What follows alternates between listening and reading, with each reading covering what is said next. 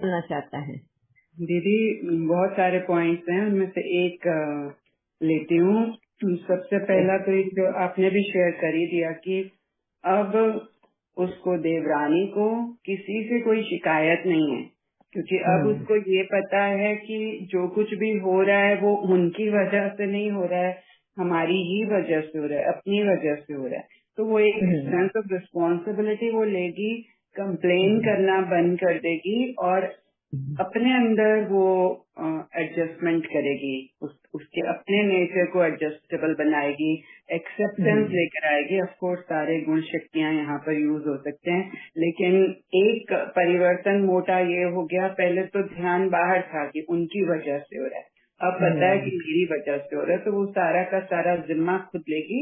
और जैसे वो अपने अंदर गुण शक्तियां भरती जाएगी और अपने नेचर को दूसरों के साथ एडजस्ट करती जाएगी, वैसे वैसे वो एक रोल मॉडल बन जाएगी घर के लिए, और स्वर्ग की स्थापना इस तरह से हो सकती है। Very nice, very nice, thank you Bhavna बहन। यस, और कौन इस स्टोरी को कंप्लीट करना चाहता है अपने अपने अनुभव के साथ में, या अपने सोच विचार के साथ में, अपने मंथन के साथ में? ओम शांति जी। या दीदी पहले तो मैंने एक्सेप्टेंस आ जाएगी कि जो कर रहे हैं नेगेटिव पॉजिटिव उसको भी एक्सेप्ट करेगी, और अपनी जो उसने गलतियां की उसको भी एक्सेप्ट करेगी। तो एक्सेप्टेंस आ जाएगी और वो सबको सहयोग देने के लिए हमेशा तैयार रहेगी, चाहे कोई मांगे या ना मांगे, चाहे नेगेटिव भी सुनना पड़े उसके लिए, लेकिन वो आगे बढ़ के सहयोग देगी। और उन जो भी परिवार के दूसरे आत्माएं हैं उनमें वो उनकी क्वालिटीज को देखेगी और उसको अपने में धारण करने की कोशिश करेगी, तो उनकी नेगेटिविटी अपने आप कम होती जाएगी। मुझे ऐसा लगा। ओम शांति। Very nice. मैं इस रास्ते पे चलने के लिए, अपने आप को अंतर्मुखी बनकर परखने के लिए, ये सब के लिए भी कुछ और क्वालिटीज की जरूरत होती है ना? क्या है वो कोर वैल्यूज, वो क्वालिटीज, वो कोर वैल्यूज? या निशा बहन? ओम शांति दीदी। हाँ जी। देखने के भाव को चेंज करना, जैसे सामने वाली आत्मा आलोचना कर रही है या फिर नेगेटिव है, तो वो उस समय बाबा से जुड़कर मनमनावा हो जाना और अपने को ये सोचना कि वो शांत है। जिस तरह से हम बाबा से मनमनावा होकर जुड़ जाते हैं, तो सामने वाली आत्मा कितनी भी अशांत हो, हम स्वयं शांत हो जाते हैं और बाबा से जुड़कर अपने आप लेकर हम उसको प्रेम की, ज्ञान की देते हैं, तो बहुत चेंजेस हो जाते हैं। ज्ञान में आने से पहले ही दीदी, मेरा फर्स्ट एक्सपीरियंस यही था। जब मैंने शिवानी दीदी को फॉलो किया था, तब मैंने ज्ञान नहीं सुना था, तो मेरे हस्बैंड मेरे को जैसे कभी ड्रिंक करके कुछ उल्टा उल्टा बोलते थे। मैंने उनको बहुत प्यार से देखा और कोई रिप्लाई नहीं दिया और जाकर उनको एक हग किया। बस वो बिल्कुल शांत हो गए, बिल्कुल सब कुछ चेंज हो गया। कोई कुछ आगे कुछ बोला भी नहीं, और मतलब इतना प्रेम का भाव आ गया कि जैसे मैंने नहीं देखा, मतलब बहुत भरपूर हो गया। तो दीदी फर्स्ट एक्सपीरियंस यही था, तो वही शेयर किया है। Very nice, very nice. ऐसे ही मुझे चाहिए है कि किस तरह आप लोग स्टोरी को बढ़ाओगे आगे। वंडरफुल, थैंक यू निशा बहन। या और कौन? अभी तक तुम्हारी जर्नी स्टार्ट ही नहीं हुई क्या बाबा की धारणाओं पे? हाँ, बाबा के ज्ञान के इस पे सब लोग अभी तक राह देख रहे हैं वक्त की, कि जब वक्त आएगा तब हम बदलेंगे। जी दीदी, अब तक ये ध्यान था कि वो बदले तो हम बदले, लेकिन अब पूरा ध्यान खुद पे होगा कि मैं बदलूं, मेरे स्वभाव में परिवर्तन करूं, और खुद के स्वभाव में परिवर्तन कर रहे हैं तो हमारा धीरे धीरे लोगों को देखना, उनके साथ कार्य व्यवहार में आना, सब धैर्य से बातचीत करना, सारा सारा कुछ धीरे धीरे बदलता जाएगा। और जैसे ही हम बदले तो हम देख रहे हैं सामने वाले की, उनका रेस्पॉन्स भी थोड़ा अच्छा होगा। तो यहाँ श्रम को बदल, पूरा ध्यान श्रम पे होना चाहिए। यस। तो आपका कुछ अनुभव राम रतन में उसके ऊपर कि आपने अपने जीवन में अगर ये यूज किया है, अप्लाई किया है आपके इसमें, तो आपके घर में कैसे आप स्वर्ग ले आए? आपके अंदर पहले सत्युग को कैसे ले आए? जी दीदी, पहले मुझे भी थोड़ी थोड़ी बातों पे थोड़ा सा गुस्सा आ जाता था, लेकिन मैंने धीरे धीरे कंट्रोल किया। और अब कोई भी बात होती है तो बड़ा धैर्य से उसको सुन लेती हूँ, धैर्य से लेती हूँ, चाहे वो स्कूल हो चाहे घर हो, कहीं भी हो, बच्चों के साथ हूँ, तो थोड़ा सा उसको धैर्य से देखती हूँ कि ये इसने किया है तो कोई बात नहीं, और उसके पीछे कारण को जानना चाहती हूँ।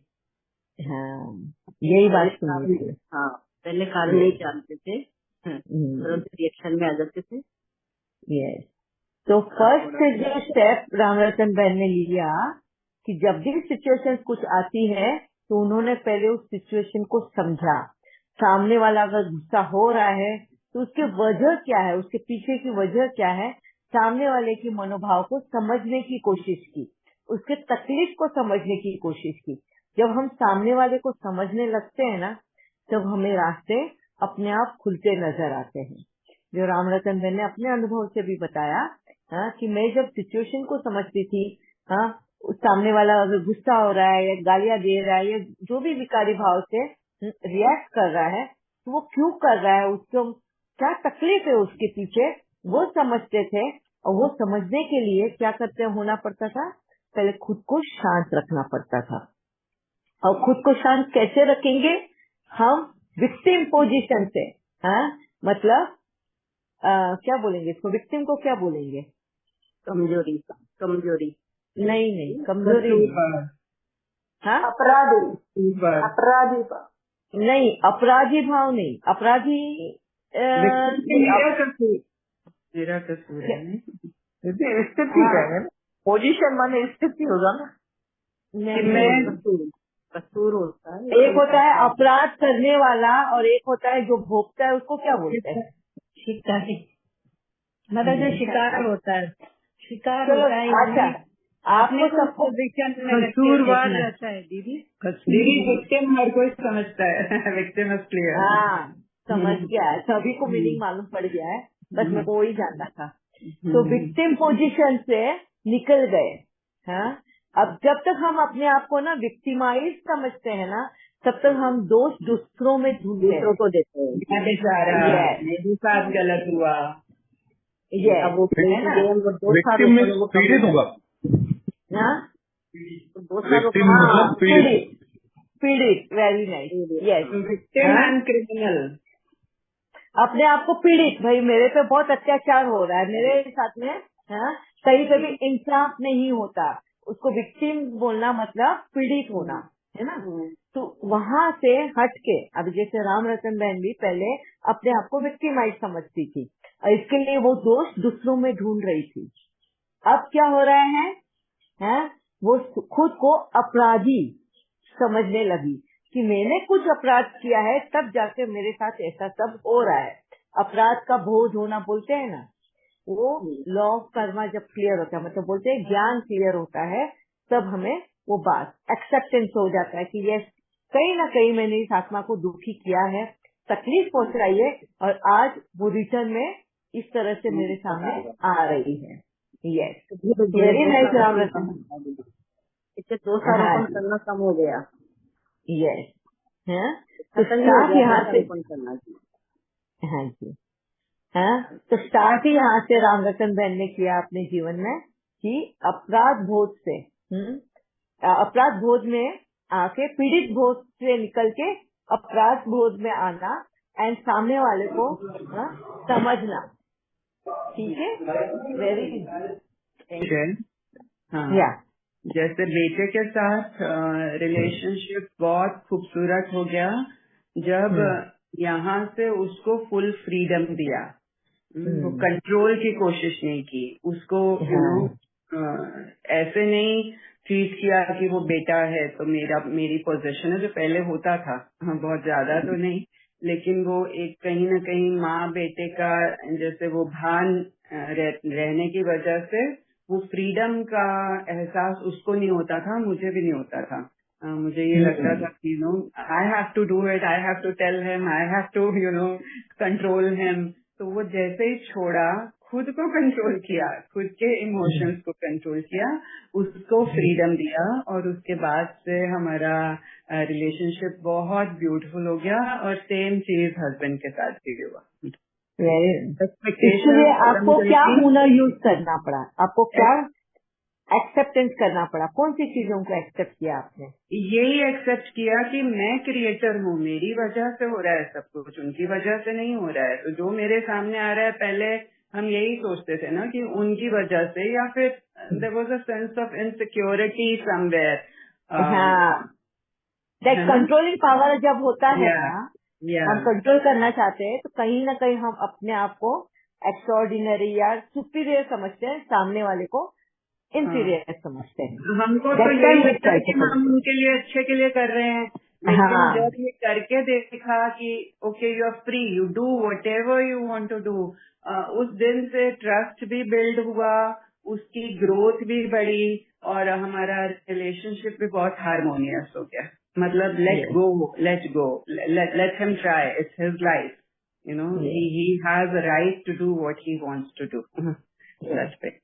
अगर थोड़ा सा भावना में आप इलेबोरेट करें ना इसको, तो क्या है, आपकी जर्नी को समझ पाए, जिनके भी रिलेशन अपने माँ बेटे के बीच में या अपने पेरेंट्स के बीच का जो रिश्ता है वो अगर ठीक नहीं है, तो आपकी इस जर्नी से उनको पता चलेगा कि कब आपको ऐसा लगा कि क्या वजह था, आप जो कंट्रोल कर रहे थे, कौन से विकारों के भाव थे, या कौन सा ये इनसिक्योरिटी आप जो बोलते हो वो था, जो आपने लेट गो किया, और कैसे लेट गो किया, क्या वो धारणाएं लाई आपने अपने जीवन में?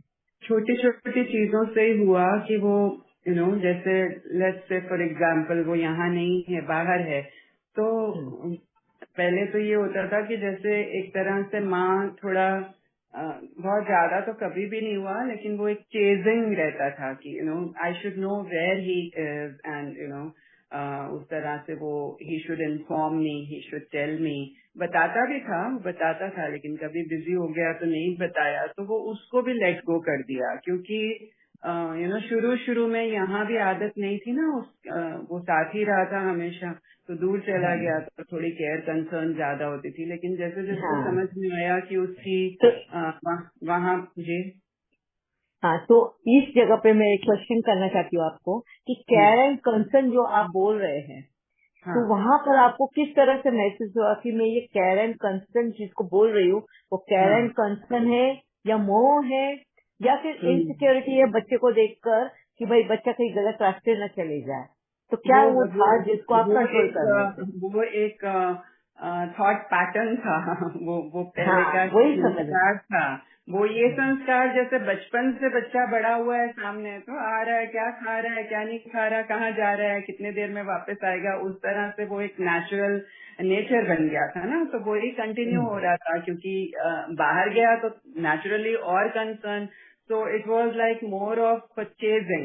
I was chasing him. हालांकि मैं बहुत ज्यादा उसको क्या कहते हैं कि मैसेज भेज के या कॉल करके या बता के ये नहीं कहती थी कि मैं you know I am thinking like this और आई एम फीलिंग लाइक चलते थे, मन में चलता था, लाइक एक आस होती थी कि यू नो मैसेज आया नहीं करके, तो उसको बोला था कि रात को कम से कम यू नो सोने से पहले एक बार मैसेज कर दिया कर that you are home and you know everything is okay.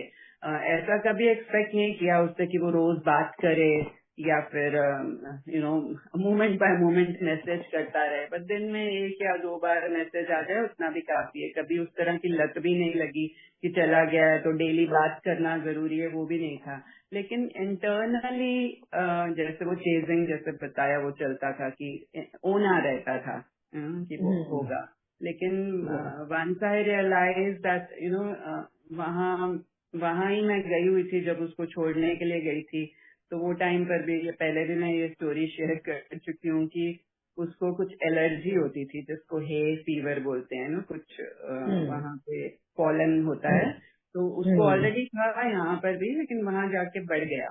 और कुछ सिचुएशन भी ऐसी थी, कोविड आ गया था, वो उसने कॉलेज में एडमिशन लिया था, कॉलेज नहीं जा पा रहा था, उसको घर पे ही रुक के ऑनलाइन क्लासेस करनी पड़ रही थी, न्यू प्लेस, वो रूम जो उसका था वो मैं ऑक्यूपाई करके बैठी थी क्योंकि मैं इंडिया नहीं आ पा रही थी, तो उसका वो जो ये एलर्जी थी वो बढ़ गई थी काफी।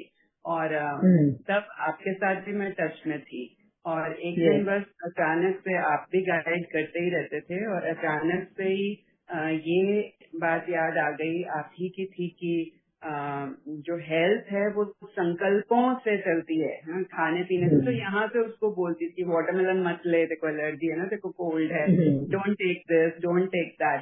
तो वो बंद कर दिया, वन फाइन डे सडनली बंद कर दिया। उसको बोला कि eat whatever you want to eat, do whatever you want to do, go out, Covid है मत जाओ, ये उन्हें मदर्स की कंसर्न होती है, तुमको जो ठीक है ना वो तुम करो। उसको टोटल फ्रीडम दे दिया और दीदी 1 हफ्ते में उसकी एलर्जी खत्म हो गई। टच वुड, आज तक वापस नहीं आई है। Very nice. Yeah, so this is how these small things where, you know, that trust, I made that trust in him कि वो जो भी करेगा, और उसको बोल भी दिया कि मुझे विश्वास है तुम जो भी करोगे राइट ही करोगे, तुमने कुछ गलत नहीं करना। वो है भी बहुत अच्छा बच्चा है, मतलब बाबा की बहुत कृपा है जो इस तरह का बच्चा है इस घर में। तो with my faith his growth became tremendous। तो आज तक वो उसी तरह से चल रहा है। वो खुद बोलता है, कुछ दिन पहले भी बोला, कुछ बात चल रही थी बीकेस के बारे में ही, वहाँ पर भी कुछ बीके हैं उनके मेरी फ्रेंड, हाँ, उनके बेटे के साथ इसकी बहुत अच्छी दोस्ती है, अभी भी चल रही है। तो हमारी बात चल रही थी वो किस तरह से वहाँ पर भी जो सोल्स हैं बहुत ज्यादा अभी वो खाने पीने के मामले में वो स्थूल चीजों के बारे में काफी पर्टिकुलर है। तो they are very good souls, बहुत ही अच्छे, बहुत अच्छे बाबा के बच्चे हैं। तो हमारा ऐसे ही डिस्कशन चल रहा था। तो आई वाज टेलिंग हिम कि हम अभी उससे हट गए हैं, हम वो एक तरह से कल्ट को फॉलो नहीं कर रहे हैं, वी आर डूइंग। तो पूछा था कि कैसे हुआ, तो हाँ आपके बारे में बताया कि जब से आपके साथ कनेक्शन में आए हैं और हमने ज्ञान को अच्छे से समझा है, तो अब हमको ऐसा नहीं है कि हमको ये करना है क्योंकि हमें कहा जा रहा है, हम उसको परखते हैं, हम उसको देखते हैं, हम उसकी गहराई में जाते हैं। और ये कला शायद हमें अपने आप कभी नहीं आती, जब तब से आई जब से आपने इस तरह से हमको ट्रेन करना शुरू किया। तो आपने क्वेश्चन करना शुरू किया कि ये है तो ऐसे क्यों है, क्योंकि आपके एक्सपीरियंसेस इतने सुने कि क्यों किसी के हाथ का नहीं खाना है, चाय तक नहीं पीनी है। आपने अपने युगल के साथ का भी एक्सपीरियंस शेयर किया। तो वो खुद ही बोला, मैंने बोला उसके बाद से जब से हमने ये और गहराई में रिफाइंड उसमें जाके हमने ज्ञान को समझा है, तब से मेरे अंदर बहुत चेंज आया है। तो बोलता है हाँ हमारा रिलेशनशिप भी तो उसके बाद बहुत अच्छा हो गया। He also realized. He gave you the certificate. He gave me the certificate and he gave you also a certificate. Yeah. So congratulations. Yeah. जी Thank you. कुछ क्लियर नहीं कर पाई हूँ तो यू कैन आस्क। Yeah. तो thank you Bhavna बहन, बहुत अच्छे से आपने बताया कि किस तरह से हाँ एक माँ और बेटे का रिलेशन भी, जो थोड़ी बहुत भी अनबन थी, जो भी कुछ होगा हाँ, वो बच्चे को तो नहीं महसूस होता है, मगर बाबा हमें ही वो महसूस कराता है, हमें ही बताता है कि हम कहाँ गलत गए। बच्चे को नहीं पता है, जैसे मेरे बेटे को भी नहीं पता कि मैं कहाँ गलत हूँ या क्या। उसको लगता है सभी माएँ ऐसी ही होती है, सभी माएँ किटकिट करने वाली होती है, पीछे पढ़ने वाली होती है, सब है। तो क्योंकि वो फ्रेंड्स लोग भी आपस में वही उनकी बातें चलती रहती, अरे मेरी मम्मी ऐसी मेरे पीछे पड़ती है, ये है वो है वो है। आज चेंज, अब वो ये नहीं बोलता कि मम्मी पीछे पड़ती है या क्या, mummy has given the freedom. आज मैं समझता हूँ, मम्मी मुझे समझती है, मैं मम्मी को समझता हूँ, ये वो भाषा आ गई है। तो दैट डिफरेंस ये बाबा ने मिरेकल करके दिया है हमारे अंदर। That is very wonderful. यहाँ भी बहुत मतलब जैसे उसको फ्रीडम दिया, मैं फ्री हो गई, मैंने भी तो बंधा हुआ था ना। तो बहुत ही अच्छा ये एक्सपीरियंस रहा है। Thanks to Baba, thanks to you. मगर इसके सबके लिए मैं आप सबको बताऊं, इस पाथ पे चलने के लिए जो चाहिए है, जो क्या नॉलेज चाहिए, वो है वैल्यूज को जानना। पहले अपने आप से हॉनेस्ट रहना, अपने आप से अपने ऊपर भरोसा करना। जब हमें अपने ऊपर भरोसा होता है ना, कि मैंने जो संस्कार दिए अपने बच्चों को, तो मेरा बच्चा गलत नहीं जा सकता। उसको वो संस्कार कहीं ना कहीं याद आते रहेंगे रास्ते में। तो हमारे संकल्पों में बस उनको संस्कारों की याद दिलाते जाना है। हाँ, उनके वरी, उनकी चिंता के थॉट्स नहीं लाने हैं, संस्कारों की याद दिलाते जाना है ना। दूसरा, अपने ऊपर भरोसा रखना कि ये मेरा बच्चा है तो गलत नहीं जाएगा। जैसे बाबा को कैसे हम सभी बच्चों पे भरोसा है, हाँ? वो बोलता भी है, मुझे यकीन है एक दिन वैसे ही बनोगे जैसे तुम थे, ओरिजिनल देवी देवता जैसे थे वैसे ही आगे बनने वाले हो। बस अभी थोड़े नीचे आए हो, फिर ऊपर आ जाओगे। तो कितना वो भरोसा दिखाता है। उसको खुद पे भरोसा है तभी वो हम पे भरोसा करता है ना। तो सेम अगर भावना बहन ने पता नहीं रियलाइज किया है कि नहीं अपने ऊपर, मगर ये सारी क्वालिटीज उनके अंदर वो आई, हाँ, अपने ऊपर भरोसा करने लगा तो उन्हें वो कॉन्फिडेंस आया, और वो कॉन्फिडेंस की वजह से वो डिसीजन ले पाए, निर्णय कर पाए कि मुझे इस तरह की हरकतें नहीं करनी, है ना।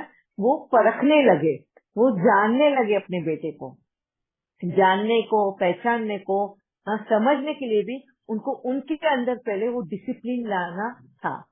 कौन सा डिसिप्लिन? वो सिंसियर, वो पंक्चुअलिटी, वो कमिटमेंट, वो ट्रूथफुलनेस, सच्चाई के साथ चलना, मेरे को झूठ नहीं बोलना। तो झूठ नहीं बोलना मतलब थॉट्स में भी झूठ नहीं बोलना है, जो है वो मन में भी सच के साथ में एक्सेप्ट करना है कि हाँ यहाँ पे मैंने गलत किया। और कभी बेटे के भी सामने बोल दिया, हाँ मैंने तेरे पे ज्यादती की है, मैंने तेरे को दिल दुखाया है, ये एक्सेप्ट करके बोलना। ये भी हुआ, माफी भी मांगी उससे कि मैं, क्योंकि बचपन से तो हमको इतनी अक्ल तो थी नहीं ना, तो कभी डांट भी दिया, कभी गुस्सा किसी और बात पे था और बच्चे के ऊपर निकाल दिया, तो इस तरह की बातें, तो उससे सॉरी बोला था, खुल के सॉरी बोला था दिल से। यस, तो ये सारी, हाँ, जो हम कोर वैल्यूज की बात करते हैं ना, पहले इनको अपने जीवन में लाना होता है कि मैं सच्चाई के साथ चलूं, जो भी सच है वो बताने में मेरे को डर ना लगे, है ना। जब तुम्हारे अंदर वो एक आता है ना, उसके बाद में फिर कोई भी रिश्ता आ जाए तुम्हारे सामने, सारे रिश्ते, हाँ, बहुत ही सुकून भरे बन जाते हैं। मगर इन कोर वैल्यूज के साथ में हॉनेस्टी, ट्रस्टवर्दी, फेथफुल, लॉयल्टी, और इनको सबको पकड़ के रखने के लिए सिंसियरिटी, पंक्चुअलिटी, कमिटमेंट एंड सच्चाई, ये सब होता है। तब जाके, हाँ, हम सामने वाले को समझ सकते हैं। ये सब होने के बाद ही हम सामने वाले की दशा को समझ सकते हैं। इंसान को समझने की ताकत हमने आती है, मतलब वो शक्ति जो है ना, पहले उसको एक्सेप्ट करना, फिर उसको समझना, ये वो शक्तियों के लिए ये कोर वैल्यूज की जरूरत होती है। ठीक है। या अभी काफी देर से वीना बेन ने हाथ ऊपर किया था, थक के नीचे कर लिया।